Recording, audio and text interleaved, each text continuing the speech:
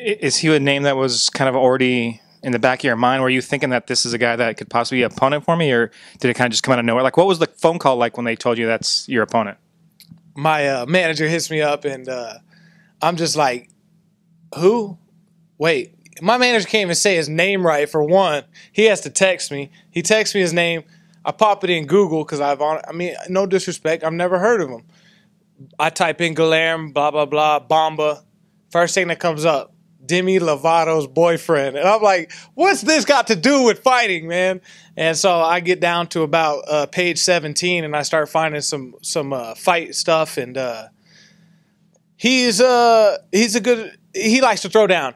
His strength is his jiu-jitsu. I mean, I hope that he knows that. I don't know if he does. You know, some guys, like, they get too into, like, fist fighting and stuff like that. And that's fine. Let's do that. That's my area. Let's go there. Stand in front of me and let's trade, okay?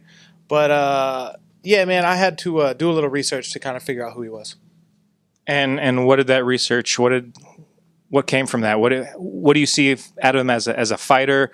Does he present problems for you? How do you see this fight playing out? Style-wise, unless you're fighting me with a 78-inch reach and you're fighting with goddamn karate pants on, jumping at me from 10 feet away, punching me in the eyes, I'm gonna do just fine. He looks like he'll stand in front of me and bang. And I've been working diligently since the MVP fight, man. Like, that was truthfully an embarrassing fight for me. I'm still gritty and like not happy about it. Like, it lit a fire under my ass, man. And sometimes you need that sort of thing to kind of push you, motivate you, make you a better fighter. And that was the fight that I needed.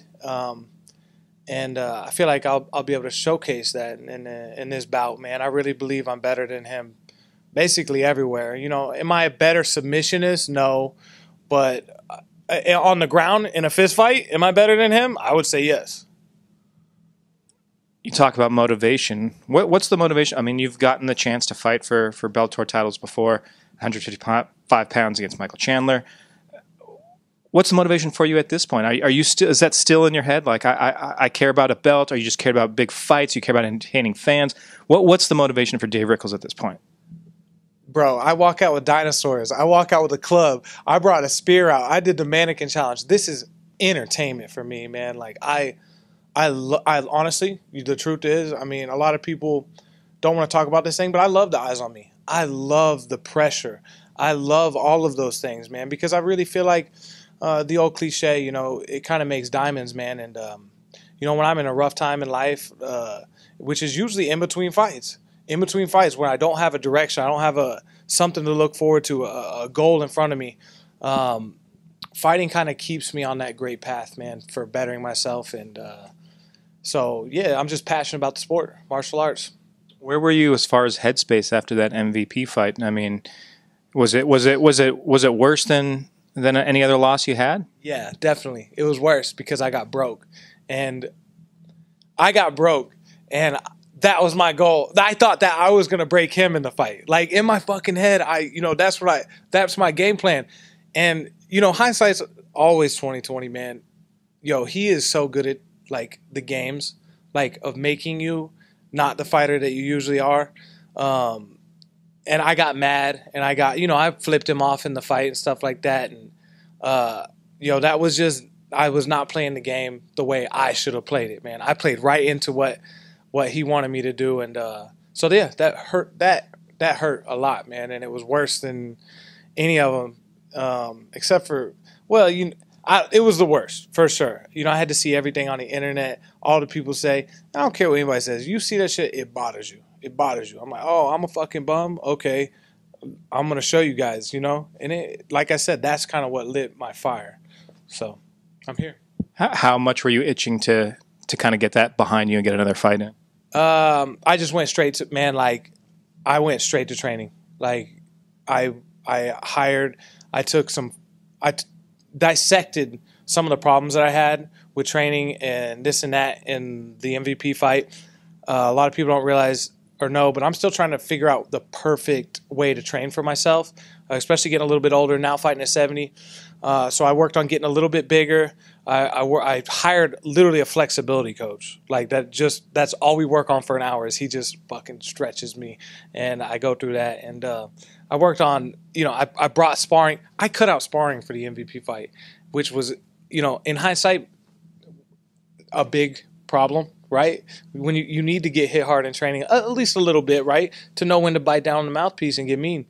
And I feel like I lacked that in that fight. So it's getting back to my Neanderthal ways, I guess. Kind of the things that made me a staple in Bellator in the first place. When you say that, when you kind of have a loss and you regroup and do those kind of things, you talk about the flex and bringing that back in, or bringing that as a part of your regiment.